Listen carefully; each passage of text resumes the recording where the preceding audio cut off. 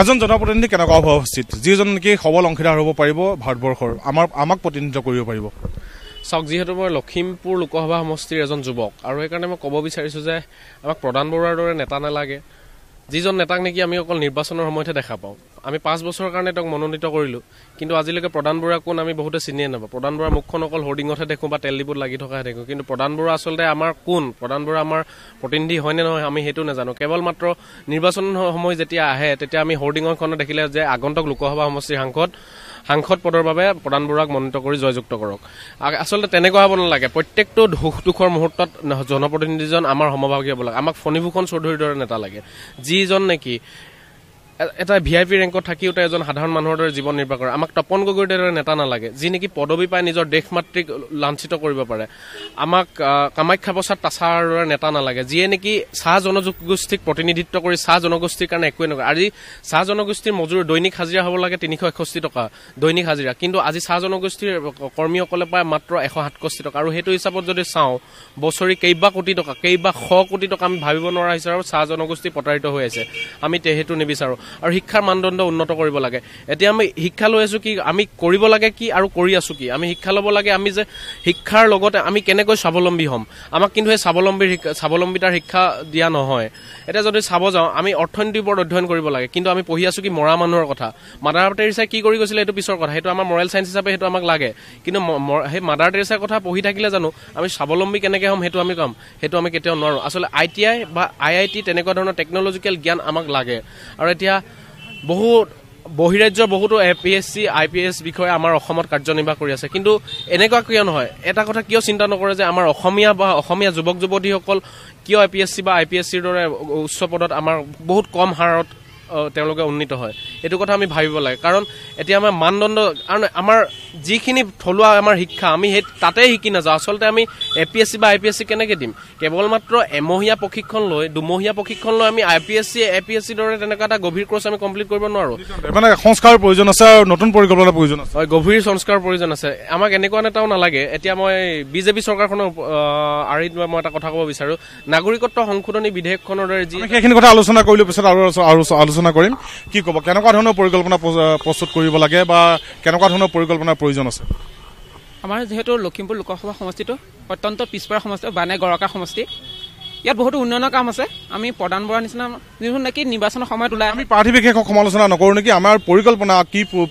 মানে আমাক লৈ কেনেকুৱা ধৰণৰ চিন্তাৰ প্ৰয়োজন আছে সেইখিনি কথা আমি আলোচনা কৰিম। আমি সমূহীয়া উন্নয়নৰ ইয়াত বহুতো সামাজিক দিশতো পিছ পৰি আছে, অৰ্থনৈতিক দিশত সকলো দিশতে আমাৰ লখিমপুৰ জিলাখনে বা সমষ্টিটো জুৰুলা। এই সমস্যাখিনি তেওঁলোকে সমাধান কৰিব লাগে।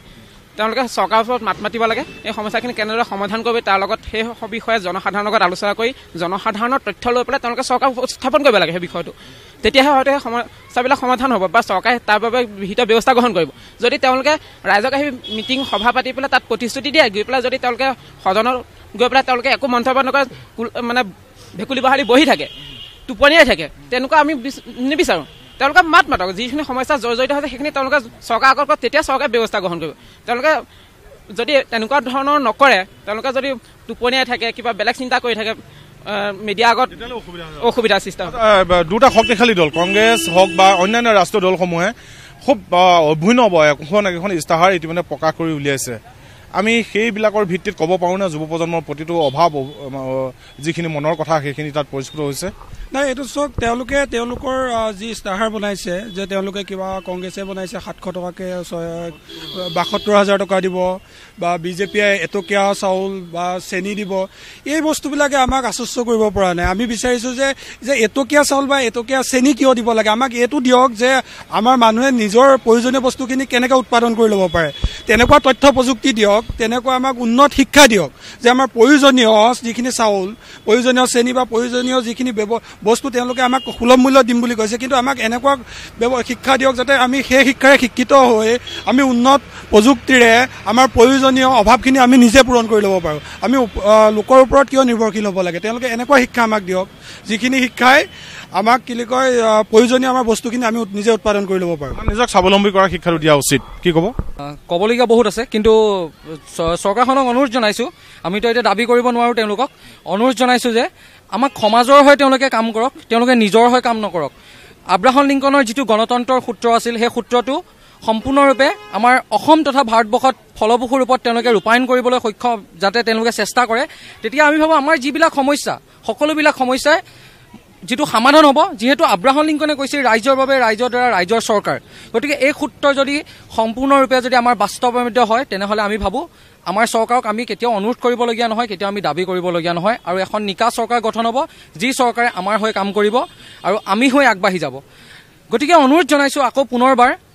বৰ্তমানৰ যিখন আমাৰ ৰাজনীতি চলি আছে, ৰাজনীতি হ'ব লাগিব আমাক। ৰাজনীতি যিহেতু আমাৰ জন্মৰ পৰা মৃত্যুলৈকে আমাৰ ৰাজনীতি জড়িত আমি, গতিকে ৰাজনীতি প্ৰত্যেকজন ব্যক্তিক লাগিব। ৰাজনীতি আমাৰ জন্মৰ যেনেকৈ আমাৰ গাত তেজ নহ'লে যেনেকৈ আমি জীয়াই থাকিব নোৱাৰোঁ, তেনেহ'লে আমি ৰাজনীতি নহ'লে আমি জীৱনত কেতিয়াও আগবাঢ়ি যাব নোৱাৰিম। কিন্তু সেই ৰাজনীতিটো শুদ্ধ ৰূপত হওক, ৰাজনীতি কেতিয়াও বিপদে পৰিচালিত কৰি আমাৰ ৰাষ্ট্ৰখনৰ বা ক্ষমতাৰ দখলৰ ৰাজনীতি কেতিয়াও হ'ব নালাগে। তেওঁলোকে পৰিয়ালকেন্দ্ৰিক ৰাজনীতি গঢ় দিব নালাগে, সমাজৰ হৈ ৰাজনীতিক গঢ় দিয়ক। ধন্যবাদ। হয়, এয়া আছিল লখিমপুৰৰ যুৱক যুৱতীসকলৰ তেওঁলোকৰ মনৰ আশা। তেওঁলোকে যুৱকণ্ঠৰ জৰিয়তে প্ৰকাশ কৰিলে অনাগত যিখন চৰকাৰ গঠন হ'ব সেইখন কেনেকুৱা হোৱা উচিত, বা এইসকল যুৱক যুৱতীৰ কাৰণে দেশখন চলাই নিয়াৰ ক্ষেত্ৰত মূল চালিকা শক্তিস্বৰূপ যুৱক যুৱতীসকলৰ কাৰণে কেনেকুৱা ধৰণৰ চিন্তা চৰ্চাৰ প্ৰয়োজন আছে সেয়া তেওঁলোকে মুকলিমূৰীয়াকৈ প্ৰকাশ কৰিলে। এতিয়া কথা হ'ল, যিখন চৰকাৰ গঠন হ'ব তেওঁলোকে ইয়াৰ কিমান দূৰ বাস্তৱ ৰূপ দিব পাৰিব। যুৱকসকলৰ যি চিন্তা সেয়া হ'ল দেশৰ চিন্তা, আৰু যুৱকসকলৰ যি শক্তি সেয়া হ'ল দেশৰ শক্তি। আজিৰ নতুন প্ৰজন্মই কি বিচাৰে সেয়া আমি সকলোৱে শুনিব লাগিব, যিহেতু যুৱ প্ৰজন্মৰ মাজতে নিহিত হৈ আছে দেশৰ মূল চালিকা শক্তি। মই বৰ্তমান উপস্থিত আছোঁ লখিমপুৰৰ বিভিন্ন শিক্ষানুষ্ঠানৰ যুৱকসকলৰ মাজত, যুৱক যুৱতীসকলৰ মাজত, আৰু তেওঁলোকৰ পৰা জানিবলৈ যাম অনাগত যিখন চৰকাৰ গঠন হ'ব সেইখন চৰকাৰে এইসকলৰ কাৰণে বা দেশৰ ভৱিষ্যতৰ কাৰণে কি কৰা উচিত। মই পোনে প্ৰথমে তোমাৰ ওচৰলৈ আহিছোঁ, কি ক'বা চৰকাৰখন কেনেকুৱা হোৱা উচিত, কি কৰা উচিত তোমালোকৰ কাৰণে? পোনপটীয়া উত্তৰ। চৰকাৰখন সম্পূৰ্ণ ৰাইজৰ পক্ষত হোৱা উচিত। এনেকুৱা কোনো কাম কৰিব নালাগে যে, চাওক এতিয়া আমি যদি ৰাস্তা পদূলিৰ ক্ষেত্ৰতে উদাহৰণস্বৰূপে যাওঁ, বছৰ ধৰি বেয়া হৈ থাকে, কিন্তু নিৰ্বাচনৰ এসপ্তাহ দুসপ্তাহৰ আগত সেইখিনি মেৰামতি কৰে মানে কি তেওঁলোকে এইটো নিৰ্বাচনী নিশ্চয় টোপ দিছে বা তেনেকুৱা ধৰণৰ আমাৰ চিন্তা আহি যায়। এনেকুৱা কৰিব নোৱাৰে নেকি যে জনসাধাৰণে যি ভাল পায় আচলতে যেনেকুৱা ধৰণে যিটো সময়ত বিচাৰে সেইটো সময়তে দিব নোৱাৰে নেকি? এতিয়া যদি আমি আন ক্ষেত্ৰসমূহত চাওঁ, এতিয়া 1992 চনৰ পৰা চৰকাৰে মহাবিদ্যালয়ত কোনো পোষ্টৰ সৃষ্টি কৰিব পৰা নাই। এতিয়া কণ্ট্ৰেকচুৱেল টিচাৰ বিভিন্ন বিদ্যালয়সমূহ চলি আছে, সেইসমূহ কি পদ সৃষ্টি কৰিব নোৱাৰে নেকি? সেই সমস্যাটো সমাধান কৰিব নোৱাৰে নেকি? এতিয়া যিহেতু আমি শিক্ষাৰ্থী, আমি কলেজৰ লগত জড়িত, প্ৰত্যক্ষভাৱে আমি কলেজৰ লগত জড়িত, আচলতে সেই সমস্যাটোখিনি সমাধান কৰিব লাগে। আৰু শিক্ষাৰ সমস্যাটো এতিয়াও আছে নিতান্ত, সেইখিনি সমাধান হোৱা উচিত। কি ক'ব এই মুহূৰ্তত, কি কৰা উচিত নৱপ্ৰজন্মৰ কাৰণে, দেশৰ ভৱিষ্যতৰ চালিকা শক্তিটোৰ কাৰণে? হয়, প্ৰথম কথাটো এইটো যে এইখন চৰকাৰে, যিখন চৰকাৰ এতিয়া চলি আছে, এইখন চৰকাৰে যোৱা 5 বছৰত এনেকুৱা কিছুমান কাম কৰিলে যিবোৰ কামৰ ফলত আমাৰ নিবনুৱাৰ যিটো সমস্যা যোৱা 45 বছৰৰ ভিতৰত সৰ্বাধিক হ'ল। গতিকে যিহেতু আমি শিক্ষাৰ্থী, গতিকে আমি এইকাৰণে পঢ়ি আছোঁ যাতে আমি এটা ভাল চাকৰি পাওঁ, ভাল এটা সংস্থাপন পাওঁ। গতিকে মোৰ প্ৰথম কথাটো হৈছে যে নিবনুৱা সমস্যাটো সমাধান কৰিব লাগে। আৰু দ্বিতীয় কথাটো হৈছে, যেতিয়া অসমৰ কথা আহে, নাগৰিকত্ব সংশোধনী বিধেয়কৰ দৰে যেনেধৰণৰ প্ৰচেষ্টাসমূহ, যিবোৰ প্ৰচেষ্টাৰ জৰিয়তে অসমীয়া জাতিৰ প্ৰতি সংকট নামি আহিছে, অস্তিত্বৰ সংকট, আমি বিচাৰিছোঁ যে সেই তেনেধৰণৰ যাতে পদক্ষেপ কোনো এখন চৰকাৰে ল'বলৈ সাহস নকৰে, কিয়নো আমি গণতন্ত্ৰক ভাল পাওঁ আৰু আমি বিচাৰোঁ যে গণতন্ত্ৰ বৰ্তি থাকক। কি ক'ব? আমাক এনেকুৱা এখন চৰকাৰ লাগে যিখন চৰকাৰে খিলঞ্জীয়াৰ অস্তিত্ব ৰক্ষা কৰিব পাৰে। শেহতীয়াকৈ যিখন চৰকাৰ আমাৰ দিল্লী দিছপুৰত আছিলে, এই চৰকাৰখনে অসমৰ ভাষা, কলা, কৃষ্টি, সংস্কৃতি ধ্বংস কৰিব পৰা নাগৰিকত্ব সংশোধনী বিধেয়কৰ নিচিনা এখন মাৰাত্মক বিধেয়ক আনি আমাৰ ভাষা, কলা, কৃষ্টি ধ্বংস কৰিব বিচাৰিছে। এনেকুৱা চৰকাৰ আমাৰ প্ৰয়োজন নাই। আমাক এনেকুৱা এখন চৰকাৰ লাগে যিখন চৰকাৰে আমাৰ জাতিসত্তাক শিৰ উচ্চ কৰি জীয়াই থাকিবলৈ তেওঁলোকে আমাক প্ৰেৰণা দিব পাৰে। তেনেকুৱা এখন চৰকাৰৰ প্ৰয়োজন, যিখন চৰকাৰে আমাৰ ভাষা, কলা, কৃষ্টি, সংস্কৃতি ৰক্ষা কৰিব পাৰে। আৰু আমি ছাত্ৰ হিচাপে এটা কথা আমি সেই চৰকাৰখনৰ পৰা আশা কৰোঁ, তেওঁলোকৰ পৰা সূতা কম্বলৰ ৰাজনীতি, তেওঁলোকৰ পৰা টোপ দিয়া ৰাজনীতি আমি নিবিচাৰোঁ, তেওঁলোকৰ পৰা আমি আশা নিবিচাৰোঁ, তেওঁলোকৰ পৰা আমি ফলাফল বিচাৰোঁ। অসম চুক্তিৰ ৰূপায়ণ হোৱাটো বিচাৰোঁ। অসম চুক্তিৰ প্ৰতিটো দফা ৰূপায়ণ কৰিব লাগে। দিল্লী দিছপুৰত যি চৰকাৰে নাহক, অসম চুক্তি ৰূপায়ণ কৰিব লাগে। কল কাৰখানাসমূহ পুনৰ মুকলি কৰিব লাগে যাতে আমাৰ ছাত্ৰ ছাত্ৰীসকল তাত সংস্থাপিত হয়। আৰু শিক্ষা ব্যৱস্থা এনেকুৱা হ'ব লাগে যে ছাত্ৰ ছাত্ৰীসকলে অধ্যয়ন কৰাৰ পিছত শিক্ষিত নিবনুৱা নহয়। শিক্ষা ব্যৱস্থাত এনেকুৱা পৰিৱৰ্তন আনিব লাগে যি পৰিৱৰ্তনে ছাত্ৰ ছাত্ৰীয়ে শিক্ষা সাং কৰিয়ে নিযুক্তি পায়, নিবনুৱা হৈ থাকিবলগীয়া নহয়। তেওঁলোকে নিজৰ উপাৰ্জন নিজৰ ভৰিৰ ওপৰত থিয় হ'ব পৰা ব্যৱস্থা কৰিব লাগে যাতে ছাত্ৰ ছাত্ৰী আজি আমি পঢ়ি আছোঁ আমাৰ ভৱিষ্যতটো কি বহুতে আমি ভৱিষ্যত দেখা নাই নেকি বৰ্তমান চৰকাৰখনে স্বাধীনতাৰ পিছত স্বাধীনোত্তৰ কালত যিমানখিনি কৰিলে তাত আমাৰ ভৱিষ্যত আমি দেখি পোৱা নাই নেকি চৰকাৰখনেতো উন্নতিৰ ফুলজাৰি কোবাই আছে যি চৰকাৰে নহওক দিল্লী দিছপুৰত যি চৰকাৰে নহওক তেওঁলোকে মিত্ৰজোঁটৰ চৰকাৰে কি কয় হওক বা যি চৰকাৰে নহওক তেওঁলোকে অকল উন্নতিৰ ফুলজাৰি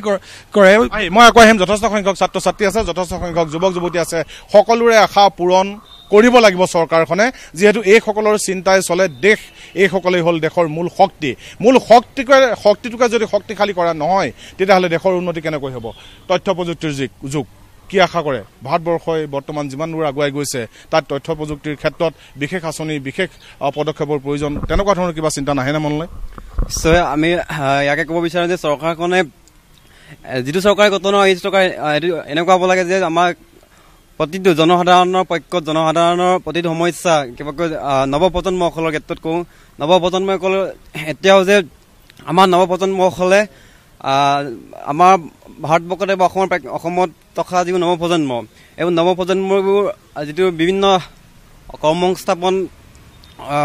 সংস্থাপিত হৈ আছে তেওঁলোকে বহি ৰাজ্য বা বহি দেশৰ পৰাই শিক্ষা গ্ৰহণ কৰাৰ ব্যৱস্থা শিক্ষা গ্ৰহণৰ কৰিবলগীয়া হয় ভাবোঁ যে চৰকাৰেও আমাৰ অসম তথা ভাৰতবৰ্ষৰ শিক্ষাৰ্থীসকলৰ কাৰণে আমাৰ নিজৰ অসম ভূমিতে বা ভাৰত ভূমিতে বিভিন্ন ধৰণৰ টেকনিকেল শিক্ষানুষ্ঠান মানৱ সম্পদ সৃষ্টি আৰু শিক্ষাৰ ক্ষেত্ৰত বিশেষ আঁচনি প্ৰস্তুত কৰাৰ প্ৰয়োজন আছে কি ক'ব এই মুহূৰ্তত মই ক'ব বিচাৰোঁ যে চৰকাৰ আহি আছে গৈ থাকে কিন্তু পৰিৱৰ্তনটো হয় পৰিৱৰ্তনটো এনেকুৱা ধৰণৰ হ'ব লাগে অসম হেন ভাৰত হেন এখন জনবহুল দেশত আমি সকলোৱে বাস কৰি আহিছোঁ তাত এনেকুৱা এটা বস্তু যিটো বস্তু নেকি CAB 2016 এনেকুৱা এটা ডাঙৰ এটা অভূতপূৰ্ব যিটো আমি পৰিকল্পনা কৰিব নোৱাৰোঁ তেনেকুৱা এটা বিষয়বস্তু অসমৰ মানুহৰ মাজত জাপি দিব বিচাৰিছে তেনেকুৱা এটা অসমৰ মানুহৰ খিলঞ্জীয়া অস্তিত্ব বিনাশ কৰিব বিচাৰিছে তেনেকুৱা ধৰণৰ হেতুকে প্ৰযোজ্য কৰি আপোনাৰ শিক্ষা ক্ষেত্ৰতো অসমৰ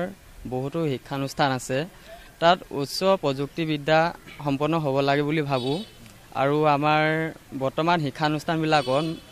বহুতো পিছ পৰি থকা দেখা গৈছে তাৰমানে আৰু পাতিম আমি কেনেকুৱা এখন ভাৰতবৰ্ষ বিচাৰোঁ যিখন ভাৰতবৰ্ষত থাকি নেকি আমি আমাৰ সকলোখিনি ইচ্ছা পূৰণ কৰিব পাৰিম থাকি শান্তি পাম এজন আধুনিক নাগৰিক হিচাপে কথাটো এইখিনিতে যে আমাৰ ভাৰতবৰ্ষ পোনপ্ৰথমে এখন ধৰ্ম নিৰপেক্ষ ৰাষ্ট্ৰ গতিকে এই ধৰ্ম নিৰপেক্ষ ৰাষ্ট্ৰখনত যাতে ধৰ্মক লৈ কোনো ধৰণৰ ৰাজনীতি নহয় পোনপ্ৰথমে এজন যুৱ প্ৰজন্ম হিচাপে আমি সেইটো কথা বিচাৰিম যাতে এতিয়া বৰ্তমান যিখন চলিত চৰকাৰ চলি আছে সেই চৰকাৰখনে ধৰ্মকেন্দ্ৰিক যিখিনি ৰাজনীতি কৰি আছে সেই ৰাজনীতিখিনিয়ে আমাক বহুত প্ৰকাৰে আমাক মানে খং উঠিবলৈ বাধ্য কৰাইছে গতিকে এই ক্ষেত্ৰত আমি বিচাৰিম যে এই ভাৰতখন নিকা হওক আৰু এই ক্ষেত্ৰত আমি এটা অসমৰ যিখিনি জনসাধাৰণ অসমৰ প্ৰেক্ষাপটলৈ যদি লক্ষ্য কৰোঁ অসমৰ জনসাধাৰণ আৰু যিখিনি অসম হৈছে গাঁও প্ৰধান ৰাজ্য এখন গতিকে এই গাঁৱলীয়া লোকসকলক বুৰ্বক সজোৱাত আমাৰ ৰাষ্ট্ৰ বা কেন্দ্ৰ আটাইতকৈ পাকৈত বুলি মই এজন যুৱ প্ৰজন্ম হিচাপে মই ইতিমধ্যে কথাখিনি বুজিব পাৰিছোঁ গতিকে এই গাঁৱলীয়া মানুহখিনিক বুৰ্বক বনাই তেওঁলোকে যিখিনি ভোট কিনিবলৈ চেষ্টা কৰিছে সেইকৰণৰ কাৰণে আমাৰ অসমখন কিছু ক্ষেত্ৰত পিছ পৰি থকা দেখা যায় গতিকে অসমৰ পৰা আমি এনেকুৱা এজন সাংসদ বিচাৰিম যি কেন্দ্ৰত কথা ক'ব পাৰে ইতিমধ্যে আমি বহুত ক্ষেত্ৰত দেখিছোঁ অসমৰ পৰা এজন সাংসদেও কেন্দ্ৰত ভালদৰে নিজৰ জাতিটোৰ হকে নিজৰ জাতি মাটিৰ ভেটিৰ হকে বিশেষ কথা ক'ব নোৱাৰে গতিকে সেইকাৰণে ৰাজ্যসভাত আজিকালি এখন চৰকাৰ বা কোনো কিছুমান জাতীয়তাবাদী নেতাৰ বা জাতীয়তাবাদী কিছুমান লোকৰ প্ৰভাৱ বেছি আছিল কাৰণে এইবাৰ যিখন কেপ 2016 গৃহীত নহ'ল কিন্তু পুনৰ মই কেইদিনমানৰ আগত শুনিবলৈ পালোঁ যে বিজেপি চৰকাৰ অহাৰ পিছত পুনৰ কেব আমাৰ অসমৰ মাজলৈ অনা হ'ব গতিকে এটাই বিচাৰ নিজৰ জাতিটো নিজৰ ভাষাটো নিজৰ সাহিত্যটো শেষ কৰিবলৈ আমি কেতিয়াও দিব নোৱাৰোঁ গতিকে উল্লেখযোগ্য মন্তব্য মই যুৱতী আছে কি ক'ব এই মুহূৰ্তত কেনেকুৱা এখন ভাৰতবৰ্ষত থাকি আমি ভাল পাম আমি কি বিচাৰোঁ কি আশা কৰোঁ এজন জনপ্ৰতিনিধিৰ পৰা বা এখন চৰকাৰৰ পৰা এইটোৱে ক'ম যে আমি দেখোঁ যে ইলেকশ্যনৰ সময়ত আমাৰ ৰাজনৈতিক দলবিলাকে আধাৰশিলাৰ যিটো প্ৰতিযোগিতা পাতে আমাক সেইটো নালাগে আৰু তেওঁলোকে কিয় আমাৰ মাজত ভোট বিচাৰি আহিব লাগে যদি তেওঁলোক ভালেই হয় আমি নিজে তেওঁলোকক বাছি দিম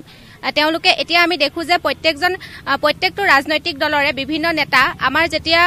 ইলেকশ্যন পায়হি তেতিয়াহে আহে তেওঁলোকে তেতিয়া কিয় গাঁওবিলাকলৈ আহে তাৰ আগত তেওঁলোকে কেইবাৰ মানে আমাৰ গাঁওবিলাক পৰিদৰ্শন কৰে সেইটো আটাইতকৈ গুৰুত্বপূৰ্ণ কথা গতিকে তেওঁলোকে আমাক ভোট বিচাৰি আহিব নালাগে তেওঁলোকে আমাক কাম কৰি দিয়ক আমাৰ নৱপ্ৰজন্ম প্ৰজন্মক তেওঁলোকে বৃত্তিমুখী শিক্ষাৰ বিভিন্ন ধৰণৰ অনুষ্ঠানবিলাক খুলি দিয়ক আমি তেতিয়াহে আমি সংস্থাপিত হ'ব পাৰিম আমাক গাঁৱলৈ আহি আমাক ভোট বিচাৰিব নালাগে আমাক হুটা কম্বল বা এনেকুৱা যিবিলাক পাতলীয়া ৰাজনীতি কৰিব নালাগে আমাক এনেকুৱাকে গঢ় দিয়ক যাতে আমি হুটা কম্বল কিনি আমাৰ ঘৰখনক আমি নিজে দিব পাৰো মানে কাম কৰি দেখুৱাওক ভোট দিবলৈ আমি নিজে যাম ভোট বিচাৰি আহিব নালাগে আপুনি সেইটো ক'ব বিচাৰিছে আৰু আধাৰশিলাৰ প্ৰতিযোগিতা পাতিব নালাগে আধাৰশিলাৰ কামবিলাক কৰক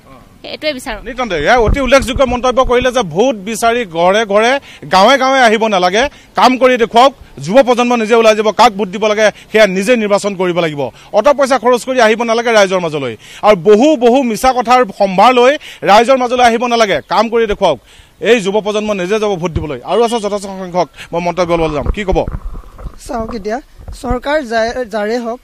যোনটো দল সেইটোলৈ নাযাওঁ কিন্তু সকলোৰে কাম যাতে প্ৰতিশ্ৰুতিত সীমাবদ্ধ নাথাকে সেইটোৱে অতি গুৰুত্বপূৰ্ণ এতিয়া চাওক নিৰ্বাচনৰ আগত যিদৰে বহাগ বিহু আগত কুলিয়ে মাতে ঠিক তেনেদৰে নিৰ্বাচনৰ আগত এতিয়া ঘৰে ঘৰে মই নিজে দেখোঁ তেতিয়া মোৰ মনত বেয়া লাগে তেওঁলোকে আমাৰ জনপ্ৰতিনিধি যিহেতু প্ৰত্যেকটো দুখত আমাৰ সন্মুখত থাকিব লাগে কিন্তু কেৱল তেওঁলোক নিৰ্বাচনৰ সময়তহে কিয় মানুহৰ দুখবিলাক বেছিকৈ বুজি পায় কিন্তু অন্য সময়ত তেওঁলোকৰ সেই দুখবিলাক কলৈ যায় সেইটো এটা উল্লেখযোগ্য মই এইটো ক'ব বিচাৰোঁ যে এইটো 21st century ইয়াত সবাই মানে মানুহে জানে যে কাক কি মানে চাই পেলাই দিব লাগে কাৰণ আৰু মানে আমাক এতিয়া এনেকুৱা এটা গভৰ্ণমেণ্ট লাগে যিটোত মানে আপোনালোকে মানে কাম কৰি মানে এটা এক্টিং নেদেখুৱায় মানে যিটোত আপোনাৰ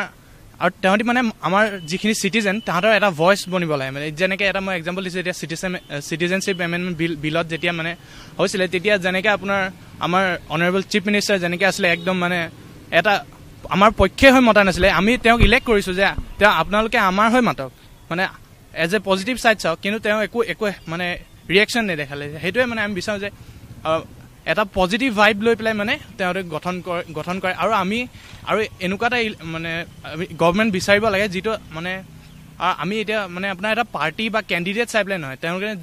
যি মানে কাম কৰে যিটো মানে তাহাঁতি ভাল ৱৰ্ক দেখায় সেইটোৰ ওপৰত আমি নিৰ্ভৰ কৰি মানে তাহাঁতক ইলেক্ট কৰিব লাগে নিতান্তই যে নিজৰ গাড়ী ৰক্ষাৰ কাৰণে চৰকাৰখনৰ বা জনপ্ৰতিনিধিজনে কাম কৰি থাকিব নালাগে তেওঁ কাম কৰক ৰাইজৰ কাৰণে তেওঁ চিন্তা কৰক নৱপ্ৰজন্মৰ কাৰণে যি নৱপ্ৰজন্মই নেকি তেওঁক আদৰ্শ হিচাপে লৈ দেশখন আগুৱাই লৈ যাব পাৰে এই চিন্তা এই কণ্ঠ আহিছে লখিমপুৰৰ যুৱ চামৰ পৰা যুৱক যুৱতীসকলৰ পৰা এতিয়া কথা হ'ল আমাৰ জনপ্ৰতিনিধিসকলে বা কি ভাবে সেয়া কিন্তু সময়তে লক্ষণীয় হ'ব আৰু আছে মন্তব্য কি ক'ব এই মুহূৰ্তত বিভিন্ন দল আহে বিভিন্ন প্ৰাৰ্থী আহে তেওঁলোকে বিভিন্ন ফুলজাৰি মৰা ভাষণ দি থৈ যায় কিন্তু আমাৰ ভাষণৰ ৰাজনীতি নালাগে আমাৰ আদৰ্শৰ ৰাজনীতি নালাগে আমাৰ কাম কৰি দেখুৱাব লাগে এতিয়া আমাৰ শিক্ষানুষ্ঠানত বৰ্তমান বৃত্তিমূলক শিক্ষাৰ অতি প্ৰয়োজন হৈ আছে এই বৃত্তিমূলক শিক্ষানুষ্ঠানত বিভিন্ন কাৰ্যসূচী গ্ৰহণ কৰিব লাগে যাতে আমাৰ শিক্ষক শিক্ষয়িত্ৰী ছাত্ৰ ছাত্ৰীসকলে তাৰ পৰা বিভিন্ন শিক্ষা গ্ৰহণ কৰি বিভিন্ন কৰ্মসংস্থাপনত নিয়োজিত হ'ব পাৰে আৰু আমাক মই ক'ব বিচাৰিছোঁ যে কোনো আমি দলৰ হৈ আমি ভোট দিব নালাগে আমি যোগ্য প্ৰাৰ্থী হিচাপে এজন যোগ্য প্ৰাৰ্থীক ভোট দিব লাগে আৰু সেই যোগ্য প্ৰাৰ্থীজনে আমাৰ যিজনে আমাক কাম কৰিব পাৰে নিতান্তই প্ৰাৰ্থীৰ যোগ্যতা কথা এটা উল্লেখ কৰিলে এজন যুৱকে কি ক'ব এই মুহূৰ্তত প্ৰাৰ্থীৰ যোগ্যতা কেনেকুৱা হোৱা উচিত প্ৰাৰ্থীজন ভাল হ'ব লাগে যে দেশখনৰ উন্নতিৰ কাৰণে তেওঁলোকে যত্ন কৰিব লাগে দেশখন যাতে কেনেকৈ ভাল হ'ব সেইখিনি তেওঁলোকৰ লোকসকলে নিজে তেওঁলোকক ভোট দিব যেতিয়া তেওঁলোকে ভাল কাম কৰিব তেতিয়া তেওঁলোকক নিজে ভোট দিব ভোট বিচাৰি গাঁৱে গাঁৱে বা ঘৰে ঘৰে যোৱাৰ কোনো প্ৰয়োজন নাই আৰু সূতা কম্বল এইবিলাক বিলোৱাৰ কোনো প্ৰয়োজন নাই অসমত এতিয়া ধৰক বহুত বিদ্যালয় আছে যিবিলাকত এজনীয়া শিক্ষক আছে সেই শিক্ষকজনে গোটেই ছাত্ৰ ছাত্ৰীসকলক কেনেদৰে পাঠদান কৰিব তেওঁলোকৰ উজ্জ্বল ভৱিষ্যতবোৰ অন্ধকাৰ মুখলৈ গুচি গৈছে আৰু সেই ছাত্ৰ ছাত্ৰীসকলৰ উজ্জ্বল ভৱিষ্যতৰ কাৰণে সেই বিদ্যালয়বিলাকত বিভিন্ন ধৰণৰ আৰু 2-3জন মান শিক্ষকৰ প্ৰয়োজন আছে সেইবিলাকক নিযুক্তি দিব লাগে শিক্ষাৰ সমস্যাটো প্ৰথমে দূৰ কৰিব লাগে কি ক'ব এই মুহূৰ্তত আমি চৰকাৰৰ পৰা এটা আশা কৰোঁ চৰকাৰ আমি ডাঙৰ ভাষণ আমি শুনিব নিবিচাৰোঁ আমাৰ দেশত তথা অসমত বহুতো সমস্যা বৰ্তমান জড়িত হৈ আছে যি হওক বানপানীৰ সমস্যাই হওক বা নিবনুৱা সমস্যাই হওক এই নিবনুৱা সমস্যাখিনি আমি সমাধানৰ প্ৰতিশ্ৰুতিও নিবিচাৰোঁ আমাৰ সমাধানৰ ফল বিচাৰোঁ আৰু চৰকাৰে এনে ডাঙৰ মিটিং পাতি ভাষণ দি পেলাই মিটিঙতহে মানুহক আকৰ্ষিত কৰা আমি ভাষণ নিবিচাৰোঁ প্ৰতিশ্ৰুতি দিয়ক সেয়া পালন কৰক অসমৰ জলজনিত সমস্যাবিলাক সমাধান কৰক সেইটো আমি কামনা কৰোঁ আৰু এটা কথা যে যিহেতু মানৱ সম্পদ সৃষ্টিৰ ক্ষেত্ৰত বিশ্বৰ অন্যান্য ৰাষ্ট্ৰৰ তুলনাত ভাৰতবৰ্ষ সঁচাকৈ সমানে আগবঢ়াব পাৰিছে জানো এতিয়াও তথ্য প্ৰযুক্তিৰ যুগতো ভাৰতত কিন্তু বিশেষতঃ অসমত যদি কোনোবাই ভাবে বৃত্তিমুখী শিক্ষা লওঁ বা তথ্য প্ৰযুক্তিৰ ক্ষেত্ৰত আমি আগুৱাই যাওঁ যথেষ্ট অভাৱ অনুভৱ নকৰেনে হয় বৰ্তমান বিশ্বৰ যেনেকৈ দেশসমূহ আগুৱাই গৈছে সেইকাৰণে ভাৰত স্থবিৰ হৈ গৈছে কাৰণ ভাৰতৰ যিখিনি প্ৰযুক্তিবিদ্যা সেইখিনি ভাৰতৰ যুৱ প্ৰজন্মৰ সেইখিনি ভালদৰে গ্ৰহণ কৰিব পৰা নাই সেইখিনি সমৰ্থ হোৱা নাই আৰু যিমানখিনি চৰকাৰখনে সেইখিনি ক্ষেত্ৰত ব্যৱস্থা গ্ৰহণ কৰিব লাগিছিল সিমানখিনি পৰিলক্ষিত হোৱা নাই আৰু যাৰ বাবে আমাৰ দেশখনে হয়তো বহুতো দিশত বিশ্বৰ দেশসমূহৰ তুলনাত পিছ পৰি গৈছে নেতাতে ক'ব লাগিব যে স্কিল ডেভেলপমেণ্টৰ কথা সকলো চৰকাৰে প্ৰায়সমূহ জনপ্ৰতিনিধিয়ে কৈ থাকে কাৰ্যক্ষেত্ৰত কিন্তু এনেধৰণৰ যুৱক যুৱতী যেতিয়া নেকি শিক্ষা সাং কৰে তেওঁলোকে সংস্থাপন বিচাৰি ঢাপলি মেলিব লগা হয় অন্য ৰাজ্যলৈ অতি দুৰ্ভাগ্যজনক বিষয় কি ক'ব এই মুহূৰ্তত কি কৰা উচিত আচলতে নিৰ্বাচনটো হয় মানে নিৰ্বাচনৰ আমাক আমি মানে চৰকাৰখন কেণ্ডিডেটজন মানে এনেকুৱা হ'ব লাগে যেন প্ৰতিশ্ৰুতিটো হেৰি থাকিব নালাগে তেওঁ অকল প্ৰতিশ্ৰুতি দিলে প্ৰতিশ্ৰুতিমতে কামখিনি কৰি দেখাব লাগে তেওঁলোকে নিৰ্বাচনৰ প্ৰচাৰৰ কাৰণে যিমানখিনি টকা আচলতে খৰচ কৰে সেইখিনি টকা আচলতে তেওঁলোকে আগতে খৰচ কৰি সেইখিনি কাম আচলতে কৰি নিব লাগে তেতিয়া যুৱ প্ৰজন্মই নিজে মানে তেওঁলোকক ভোট দিবলৈ আগবাঢ়ি যাব আমি নিজে আগবাঢ়ি যাম ভোট দিবলৈ তেওঁলোকে যিখিনি পইচা মানে প্ৰচাৰৰ কাৰণে খৰচ কৰে বা যিখিনি মানে ইলেকশ্যনৰ সময়ত খৰচ কৰে সেইখিনি পইচা আগত খৰচ কৰক বানপানীৰ সময়ত মানুহক সহায় কৰক গৈ মানে পাৰ্টিকুলাৰ এটা জেগাত সহায় নকৰি প্ৰতি জেগাত সহায় কৰক তেওঁলোকে আৰু আচলতে শিক্ষানুষ্ঠানখিনি অলপ মানে উন্নত কৰক এতিয়া কিছুমান জেগাত বানপানী হ'লে পঢ়া শুনাৰ কাৰণে বহুত সমস্যা হয় যে ষ্টুডেণ্টখিনি পঢ়িব যাব নোৱাৰে সেইখিনি জেগা আচলতে উন্নত কৰক তেওঁলোকে তেতিয়া সেই এলেকাৰ মানুহখিনিয়ে তেওঁলোকক নিজে ভোট দিব যাব আচলতে সস্তীয়া মানে সস্তীয়া ভোট শিকিব নালাগে তেওঁলোকে খুটা কমলৈ তেওঁলোকে কেতিয়াও বিবেক কিনিব নোৱাৰে কাৰো আচলতে আজিকালি পঢ়া শুনা ল'ৰা ছোৱালী কেতিয়াও খুটা কমলৈ কেতিয়াও ভোট দিব নাযায় গতিকে সেইটো মানে নিৰ্বাচন আজিকালি হ'ব নালাগে নিতান্তে ক'ব লাগিব বিশ্বৰ আমি অন্য আগলৈ আহিলে অলপ সুবিধা হ'ব বিশ্বৰ অন্যান্য আধুনিক ৰাষ্ট্ৰৰ বিষয়ে আমি সকলোৱে জানো আমি অলপ এনেকুৱা অনুভৱ নহয়নে যে আমি পিছ পৰি আছোঁ নিশ্চয় পিছ পৰি আছোঁ অসমৰ যদি আমি প্ৰেক্ষাপটত যদি চাওঁ তেনেহ'লে প্ৰথমতে মই এইখন যিখন চৰকাৰৰ পৰা যদি আশা কৰিব বিচাৰোঁ প্ৰথম বস্তুটোৱে হৈছে যে আমাৰ যিটো শিক্ষা ব্যৱস্থা যিটো অসম চৰকাৰ বা আমাৰ ভাৰতবৰ্ষৰ যিটো শিক্ষা ব্যৱস্থা বৰ্তমান গ্ৰহণ কৰি আছে এই শিক্ষা ব্যৱস্থাই যিদৰে এফালে আমাৰ চাৰ্টিফিকেট দি পিনে ডিগ্ৰী বহুত ভৱিষ্যতে ডিগ্ৰীধাৰী কৰিছে কিন্তু সেই ডিগ্ৰীধাৰী কৰি যোৱাৰ ভৱিষ্যতে আমাৰ যুৱ প্ৰজন্মৰ মাজত নিবনুৱা সমস্যাৰ সৃষ্টি কৰি গৈ আছে গতিকে প্ৰথমতে আমাৰ শিক্ষা ব্যৱস্থাটো সম্পূৰ্ণৰূপে সলনি কৰিব লাগিব কাৰিকৰী শিক্ষাৰ অভাৱ আমাৰ অসম চৰকাৰৰ কাৰিকৰী শিক্ষাৰ ক্ষেত্ৰত একেবাৰে পদক্ষেপ গ্ৰহণ কৰা নাই দ্বিতীয়তে আমাৰ স্বাস্থ্যৰ ক্ষেত্ৰলৈ যদি আহোঁ আমাৰ যুৱ প্ৰজন্মই আমি এইটো বিচাৰোঁ যে স্বাস্থ্য কেৱল নগৰত আমাৰ চৰকাৰখনে অকল আমাৰ নগৰ কেন্দ্ৰিক যিবোৰ স্বাস্থ্যৰ উন্নতৰ বাবে কিছুমান কাম কৰি আছে স্বাস্থ্যৰ ক্ষেত্ৰত উন্নত কাম কিছুমান কৰিছে সেইবোৰ গাঁৱত কিছুমান পদক্ষেপ গ্ৰহণ কৰিব লাগে আৰু তৃতীয়তে যদি আমাৰ সংস্কৃতিলৈ যদি মন কৰোঁ আমাৰ সংস্কৃতিত সম্পূৰ্ণৰূপে ধ্বংস কৰি দিয়াৰ ক্ষেত্ৰত কেৱল চৰকাৰ দোষ নহয় আমাৰ সমাজৰ দোষ আছে আৰু এই ক্ষেত্ৰত সমাজ আৰু চৰকাৰ দুইটা সমানভাৱে একলগ হৈ পিনে আমি আগবাঢ়ি যোৱাটো উচিত আৰু আমাৰ নৱপ্ৰজন্ম হিচাপে বৰ্তমান মই নৰ্থ লখিমী কলেজৰ ওচৰত যিটো থিয় হৈ আছোঁ আগফালে ইয়াত থিয় হৈ মই এইটোকে ক'ব বিচাৰোঁ যে আমাৰ যিসকল আগন্তুক নিৰ্বাচন আহি আছে তাত মই ৰাইজক অনুৰোধ জনাইছোঁ আমি দল চাই ভোট দিব নালাগে আমি পাৰ্টিৰ যোগ্য চাই পিনে ভোট দিব লাগে এখন নিকা চৰকাৰ তেনেহ'লে গঠন হ'বই নিতান্তই লখিমপুৰৰ যুৱ কণ্ঠৰ আহ্বান যে কেৱল নিৰ্বাচনী ঢৌ দলীয় যি ঢৌ নিৰ্বাচনী ঢৌ তাত উঠি ভাহি নগৈ অন্ততঃ নিজৰ বিবেকেৰে বিবেচনা কৰক কোনজন প্ৰাৰ্থীয়ে তেওঁলোকৰ অভাৱ অনুভৱ কৰিব পাৰিব আৰু তেওঁলোকৰ যিখিনি ভৱিষ্যতৰ পৰিকল্পনা সেইখিনি প্ৰস্তুত কৰি বাস্তৱসন্মত কৰি তুলিব পাৰিব এই চিন্তা হ'ল লখিমপুৰ যুৱ কণ্ঠৰ আৰু যথেষ্ট সংখ্যক যুৱক যুৱতী আছে মই কথা পাতিবলৈ যত্ন কৰিম আৰু জানিবলৈ যত্ন কৰিম কি ক'ব একেবাৰে শেহত যে ভাৰতবৰ্ষখন তথ্য প্ৰযুক্তিৰ দিশত যথেষ্ট আগুৱাই গৈছে আৰু যাবলৈ বহু আছে কিন্তু ইমানতে শেষ হৈ যোৱা নাই আৰু কেনেকুৱা হোৱা উচিত বুলি কি কৰা উচিত বুলি ভাবে হয় এটা খুব লাজৰ বিষয় যে যিখন দেশৰ নেশ্যনেল ছায়েন্স কংগ্ৰেছত শংখ বজোৱাৰ ওপৰত ছেমিনাৰ অনুষ্ঠিত হয় গণেশৰ প্লাষ্টিক চাৰ্জাৰীৰ ওপৰত আলোচনা হয় সেইখন দেশ তথ্য প্ৰযুক্তিত কিদৰে আগবাঢ়ি যাবৰ মোৰ সন্দেহ আছে গতিকে উই নিড এ টোটেল চেঞ্জ যে বৰ্তমান সময়ত যেতিয়া নিবনুৱা সমস্যাৰ কথা ওলোৱা হৈছিলে বৰ্তমান সময়ত ভাৰতৰ 30% ইউথ পপুলেশ্যন হৈছে NWT যিবিলাক কথাৰ প্ৰধানতে আলোচনা কৰা নহয় যাৰ বাবে ৱৰ্ল্ড বেংকে ভাৰতক সকিয়নি দিবলৈ বাধ্য হৈছে NWT সেইসকল যিসকলে বৰ্তমান কোনো শিক্ষাৰ লগত জড়িত হৈ থকা নাই বা কোনো কাৰিকৰী প্ৰশিক্ষণৰ সৈতে জড়িত হৈ থকা নাই ইয়াৰ অৰ্থটো এইটো 2030 চনত ভাৰতবৰ্ষ পৃথিৱীৰ আটাইতকৈ বেছি যুৱশক্তিৰ দেশ হ'ব তাৰ অৰ্থটো হৈছে এইটো যে 2030 চনত ভাৰতবৰ্ষৰ নিবনুৱাৰ হাৰ 30%তকৈ বেছি হ'বগৈ গতিকে ভাৰতবৰ্ষৰ অৰ্থনীতিয়ে বৰ্তমান সময়ত এটা বিৰাট ডাঙৰ এটা সমস্যাৰ সন্মুখীন হৈছে এই সমস্যাক আমি ছাত্ৰ ছাত্ৰীসকলে গভীৰভাৱে উপলব্ধি কৰাটো খুবেই প্ৰয়োজন ধন্যবাদ কি কৰা উচিত আপুনি এটা খুব সুন্দৰ যুক্তি দিলে সুন্দৰ তথ্য দাঙি ধৰিলে কি কৰা উচিত বৰ্তমান চৰকাৰখনে কাৰণ আহিব লগা চৰকাৰখন গঠন হ'বই নিৰ্বাচন অনুষ্ঠিত হ'বই তাৰপিছত এই চৰকাৰখনে কি কৰা উচিত এটা ভয়ংকৰ ভৱিষ্যত লৈ আমি আগবাঢ়ি গৈ থাকিম নেকি হয় মই এটা মাত্ৰ উদাহৰণ দিওঁ ধৰা হ'ল আমাৰ অসম বা উত্তৰ পূৰ্বাঞ্চলৰ জনজাতীয় মানুহ বেছি আছে সেই জনজাতীয় মানুহখিনিৰ মূল খাদ্য হৈছে গাহৰি মাংস এতিয়া কথাটো হৈছে এটা কথা জানি খুব আচৰিত হ'ব যে উত্তৰ পূৰ্বাঞ্চলত ব্যৱহাৰ হোৱা বা দৈনিক ক্ৰয় কৰা গাহৰি মাত্ৰ 30% উত্তৰ পূৰ্বাঞ্চলত উৎপাদন কৰা হয়। বাকী 70%হে ভাৰতৰ বাহিৰৰ অঞ্চলবিলাকৰ সেইবিলাক অঞ্চলৰ পৰা য'ত গাহৰি নামৰ জীৱটোক এটা নিষিদ্ধ জীৱ বুলি কোৱা হয়, তেওঁলোকে কেৱল কমাৰ্চিয়েল পাৰ্পজত উৎপাদন কৰে। গতিকে আমি এনেকুৱা এখন চৰকাৰ বিচাৰোঁ যিখন চৰকাৰে ক্ষুদ্ৰ উদ্যোগীসকলক উৎসাহ প্ৰদান কৰিব। কাৰণ এটা কথা আমিও জানো, চৰকাৰে 100% মানুহক চাকৰি দিব নোৱাৰে। গতিকে যিসকল ব্যক্তি আগ্ৰহী, যিসকল যুৱক যুৱতী আগ্ৰহী, তেওঁলোকক ক্ষুদ্ৰ উদ্যোগৰ কাৰণে উৎসাহিত কৰিবলৈ এখন সুস্থ উদ্যোগ নীতি আমাক খুবেই প্ৰয়োজন। এই উদ্যোগ নীতিৰ প্ৰয়োজন আছে, ভাৰতবৰ্ষত উদ্যোগ নীতিৰ প্ৰয়োজন আছে বা বিভিন্ন শিক্ষাৰ ক্ষেত্ৰত যিখিনি এতিয়ালৈকে বেমেজালি হৈ আছে বা যিখিনি খুঁটি নাটি আছে সকলোখিনি দূৰ কৰিব লাগে। আৰু সকলোখিনি দূৰ কৰি এই যুৱকসকলে যি পৰিকল্পনা প্ৰস্তুত কৰে সেইখিনি যাতে বাস্তৱ হৈ উঠে তাত সহায় কৰিব লাগে চৰকাৰ তথা যিসকল জনপ্ৰতিনিধি আছে সেইসকলে। কিন্তু জনপ্ৰতিনিধিসকলে দেখা পোৱা যায় কাৰ্যক্ষেত্ৰত গৈ তেওঁলোকে যেন ৰাৱণ এটা হৈ ঘূৰি আহে আকৌ আমাৰ সমাজলৈ। আমাৰ লখিমপুৰ যুৱ কণ্ঠৰ ফালৰ পৰা আহ্বান, সকলোলৈকে আহ্বান যে অন্ততঃ শুনক, বুজক আৰু কৰিবলৈ যত্ন কৰক আৰু দেশখন আগুৱাই নিয়াত এটা সবল অংশীদাৰ হওক।